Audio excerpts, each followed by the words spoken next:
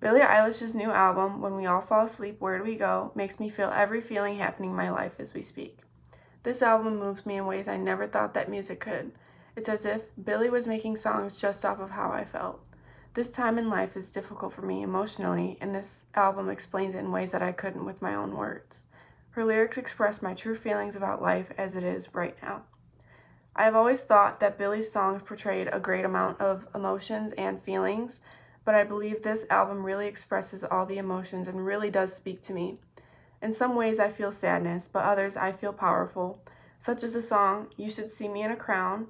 Even by the title, you can tell it's about Billie being confident. Another upbeat song in the album is called Bad Guy. Billie refers to herself as the bad guy, even as she explains a different guy throughout the song. Even if the song might have a different meaning, the beats in the song are fast and not slow like the other sad songs. Unfortunately, I do feel more of a connection in this album, or to this album, because of its, like I say, depressing songs. It's as if Billie was able to write songs that speak to me specifically because of the emotion I feel when I listen to them. If I'm upset, I like to listen to When the Party's Over, Listen Before I Go, I Love You, and Goodbye. These types of nights make me feel like or think of the saying, when it rains, it pours, because these songs just add on to my tears. The lyrics make my heart hurt and actually feel the things that Billie sings because of how I feel and what I have been through recently and previously. These songs are just like gasoline being added to a flame, making everything worse. I'm not saying that the songs are bad for me making me feel worse. I like the songs. They just relate to me and move me emotionally that other songs don't do the way that Billie's do. And I just can't contain my feelings. These just help me. Billie Eilish insists in an interview with Vanity Fair on YouTube, "Don't be so sad. It's such a waste of time." Meaning exactly what she says. Don't waste your time on being upset because you could miss out on so much and having a good time just because you're sad.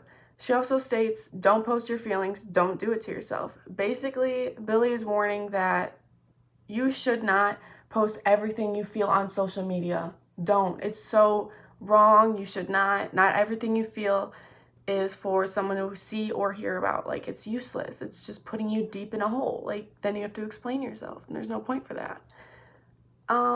Sometimes it's good for you to say to yourself, and I've learned to do so from Billie. And this album is a way for me to feel without explaining. All I have to do is listen to the songs, and I feel the way that I want to feel through these songs. I love how Billie believes her style of music in the interview as I don't fucking know.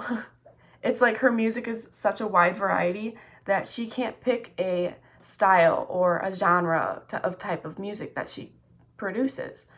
According to Billie, from a different interview in 2018 published by Genius on YouTube, she really, really, really, really hates herself. Billie's point is that nobody hurts her besides herself. It's her own thoughts and feelings that hurt her, no one in specific. She has no reasoning behind why she feels like this, just how her brain works, which I understand. I could see that. Sometimes I look in the mirror and think, why am I like this? Why do I hate myself today? Anyway, then again, it's comforting to know that I'm not the only one feeling these horrible things like this. So I can relate to Billie, and it makes me feel better. That's why I think I love this album so much, because I understand the pain that she's going through. Billie Eilish's brother, Phineas O'Connell, produced and co-wrote the album. In an interview with Madeline Roth from MTV News, Phineas was able to answer questions people had about the 14 songs on the album that he had made with Billie. He had explained in detail about meaning through each song since he was the one who co-wrote them. For example, Phineas admires the song I Love You and is actually one of his favorite songs that he's ever made with Billie. I love the way Billie is able to change her singing voice, especially is the way she used it in 8.